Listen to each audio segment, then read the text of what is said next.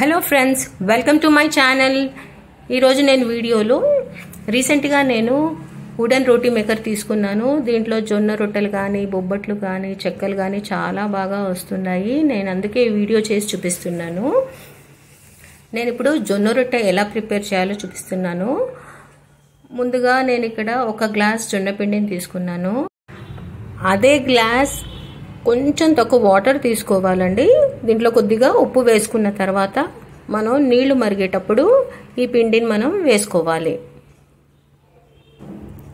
చూడండి, నీళ్లు మరుగుతున్నాయి. ఇప్పుడు మనం ఈ పిండిని అంతా సరిగ్గా కలుపుతూ అంతా కలిసేలాగా కలుపుకొని ఒక 2 నిమిషాల పాటు మనం దీన్ని పక్కన పెట్టుకోవాలి. ఇప్పుడు మనం ఈ పిండిని చల్లటి నీళ్ళతో వేళ్లతో అద్దుకొని అంతా చక్కగా కలుపుతూ ఉండాలి. అప్పుడైతేనే జొన్న రొట్టెలు చాలా బాగా వస్తాయి.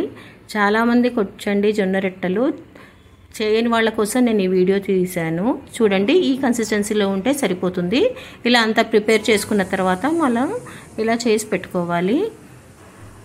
నేను ఇప్పుడు ఒక చిన్న టిప్ చెప్తున్నాను చూడండి. ఇట్లా గ్యాస్ ఆన్ చేసుకొని ఒక చిన్న ప్లేట్ పెట్టి దానిపైన పెనం పెడితే కనుక మనకి చపాతీలైనా దోశలైనా ఏం చేసుకున్నా కానీ మాడిపోవండి. ఇప్పుడు చూడండి, ఈ రోటీ మేకర్తో నేను ఇప్పుడు చపాతీ ముద్దను పెట్టేసుకొని మన ఇంట్లో ఉంటాయి కదా ఆయిల్ కవర్స్, దానికి కొంచెం ఆయిల్ అప్లై చేసుకొని ఇలా ప్రెస్ చేసుకోవాలి. ఎప్పుడైనా సరే కవర్ని తిప్పుతూ 4 సైడ్లో గనక ప్రెస్ చేస్తే గనక అంతా ఒకేలాగా వస్తుంది. లేకపోతే ఒక సైడ్ లావుగా ఒక సైడ్ సన్నగా వస్తుంది. వీడియోలో చూపించినట్టుగా 4 సార్లు ఇలా తిప్పుతూ మనం ప్రెస్ చేసామంటే కరెక్ట్ షేప్లో వస్తుంది. అలాగే చాలా బాగా వస్తుంది. లావుగా అనేదే రాదండి, కరెక్ట్గా వస్తుంది. వీడియోలో చూస్తున్నారు కదా. ఇలా ప్రిపేర్ చేసుకున్న తర్వాత ఎప్పుడైనా సరే జొన్న రొట్టెకి ఫ్లేమ్ ఎక్కువగానే ఉండాలి. ఇప్పుడు మనం లైట్గా ఆయిల్ గ్రీస్ చేసుకొని ఇప్పుడు మనం చేసుకున్న జొన్న రొట్టెని ఈ పెనం పైన వేసుకోవాలి.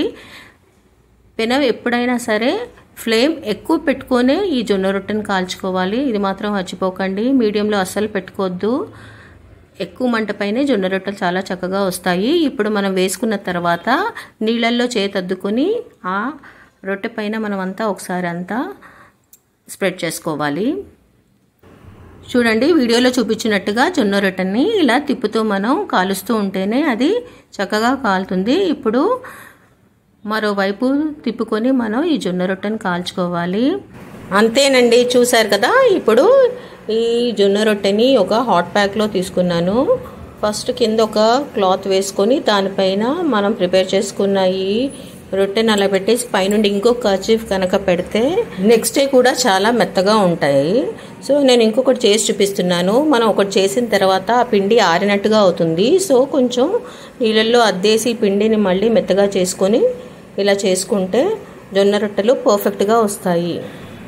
ఇంట్లో నాకు ఈ ఆయిల్ పేపర్స్ ఉండడం వల్ల ఈ సైజు వచ్చిందండి. మనకి ఇంకా పెద్దగా రావాలి ఆ పీట సైజ్ అంటే మాత్రం పెద్ద కవర్ కట్ చేసుకొని చేసుకుంటే ఆ సైజు వస్తాయి. మీరు తప్పకుండా ట్రై చేయండి, చాలా బాగా వచ్చాయి. ఇప్పుడు నేను ఈ పీట పైన బొబ్బట్లు ఎలా వస్తాయో మీకు చూపిస్తాను. ఎప్పుడైనా సరే బొబ్బట్లు సాఫ్ట్గా రావాలి అంటే పిండి చాలా మెత్తగా చేసుకోవాలన్న విషయం అందరికీ తెలిసిందే.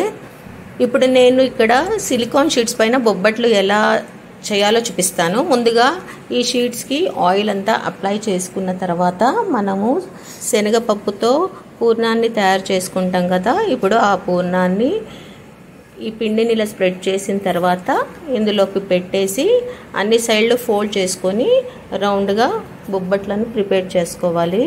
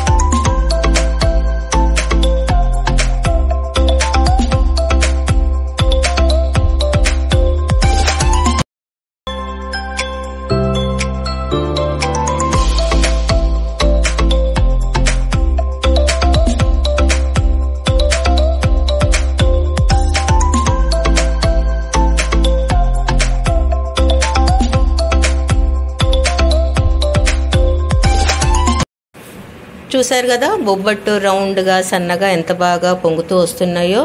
సో మీరు కూడా ఇలా ట్రై చేయండి ఈ రోటీ మేకర్ తీసుకొని. నేను ఈ రోటీ మేకర్ ప్రైస్ డిస్క్రిప్షన్లో ఇస్తున్నాను. ఎవరికైనా కావాలంటే ఈ స్క్రీన్ పైన ఉన్న నెంబర్కి వాట్సాప్ కాల్ చేయండి. ఈ వీడియో మీకు నచ్చితే లైక్ చేయండి, షేర్ చేయండి.